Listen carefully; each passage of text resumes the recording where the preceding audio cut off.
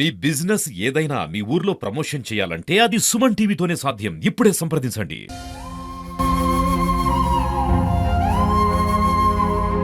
Phone చేసిండు, బాబాయ్ ఇట్లా డాడీ ఇట్లా పడ్డాడు.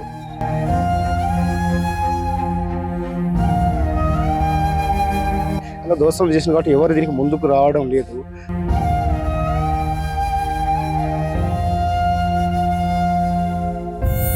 ఎందుకంటే ఏ రకం చనిపోయిన సంగతి మాకు తెలియాలి కంపల్సరీ. ఇంతవరకు అయితే ఏం లేదు మా డాడీకి. Welcome to Suman TV. ప్రస్తుతం మనం Huzurabad area hospital post mortem గది వద్ద ఉన్నాము.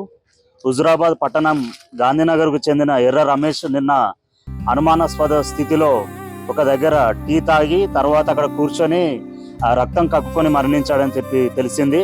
దాని గురించి మాకు అనుమానం ఉంది. మా తండ్రి మృతి పైన విచారణ చేయాలని వాళ్ళ కొడుకు సాయి పోలీస్ స్టేషన్లో కంప్లైంట్ ఇచ్చాడని చెప్పారు.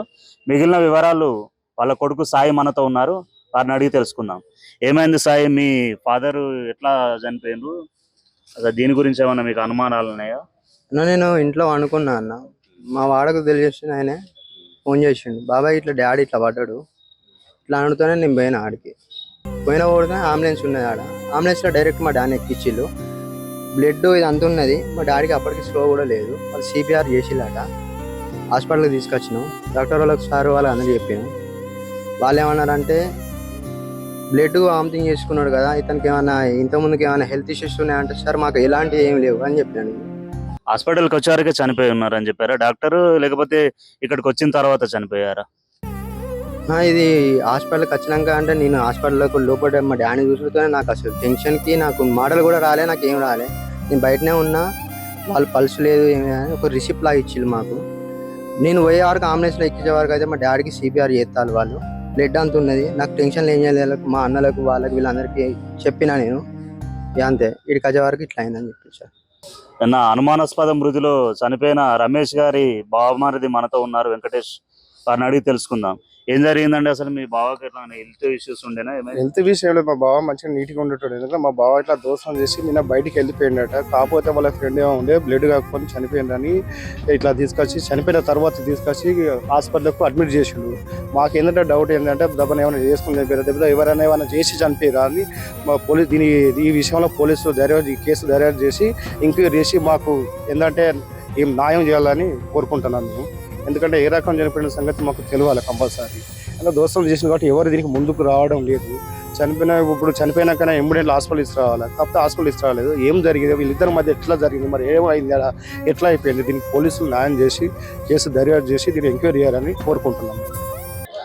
హుజురాబాద్ పట్టణంలోని గాంధీనగర్కు చెందిన ఎర్ర రమేష్ నిన్న ఒక 4-5 స్నేహితులతో ఒక దగ్గర టీ పాయింట్ దగ్గర టీ తాగి అక్కడే కూర్చొని రక్తం కక్కుకొని మరణించారని చెప్తున్నారు.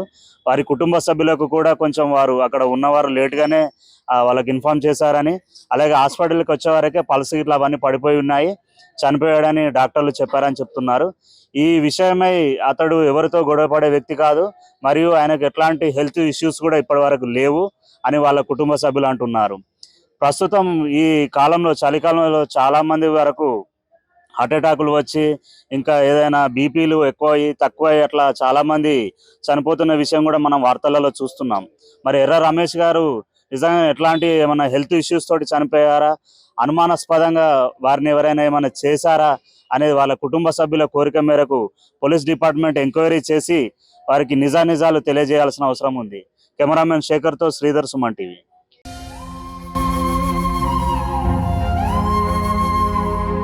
ఫోన్ చేసిండు, బాబాయ్ ఇట్లా డాడీ ఇట్లా పడ్డాడు.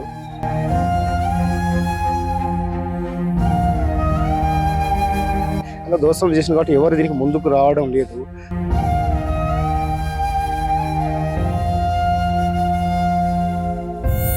ఎందుకంటే ఏ రకం చనిపోయిన సంగతి మాకు తెలియాలి కంపల్సరీ.